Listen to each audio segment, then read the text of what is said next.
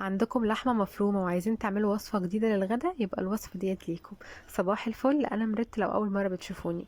معايا 6 حبات من البطاطس حوالي 700 جرام مسلوقين، وهرسهم كويس قوي. وبعد كده اضيف عليهم معلقة كبيرة من السمنة.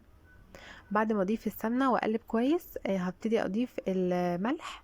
هظبط الملح بتاعي وهضيف شوية من البقدونس وبهارات بقى، كزبرة وشوية من الفلفل الاسمر، وممكن تضيفوا بابريكا.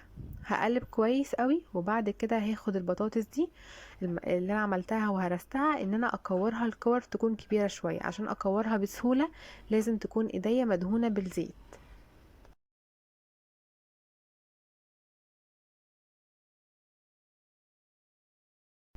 بعد كده بقى هجيب اللحمة المفرومة، دول نص كيلو من اللحمة المفرومة، هضيف عليهم بصلاية متوسطة كده مبشورة، وضفت عليهم بضاية والملح بتاعي والبهارات بقى، فلفل اسمر، وشوية من البقدونس برضو تاني.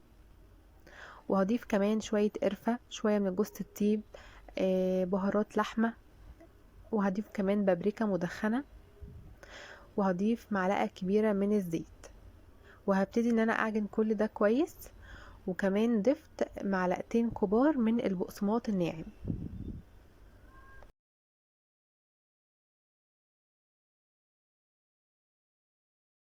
هبتدي ادمجهم مع بعض كويس، وبرده بعد كده هدهن ايدي شويه زيت، وهبتدي اعمل اللحمه هي كمان كور.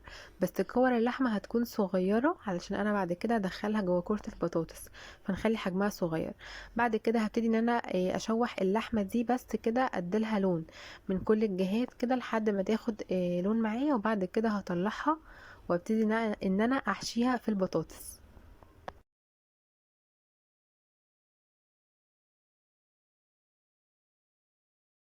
هبتدي اخد كل كورة من دول وافتحها بالشكل ده، هي بتكون طرية.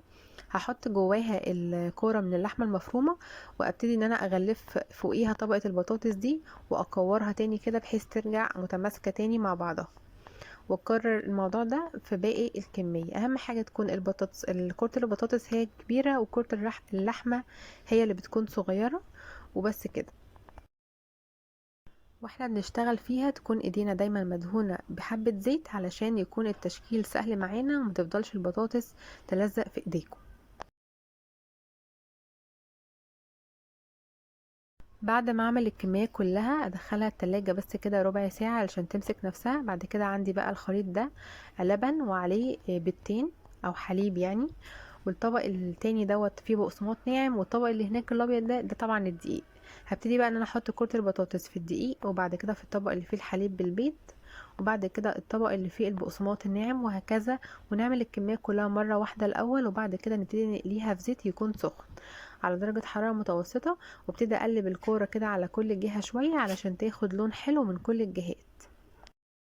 وطبعا بعد ما اقليها واتاكد ان اخدت لون من كل الجهات، اطلعها واصفيها كده على المناديل بتاعة المطبخ. وبكده تكون جاهزة معانا احلى كرات بالبطاطس واللحمة المفرومة، طعمها جميل جدا وانا متأكدة انها تعجبكم.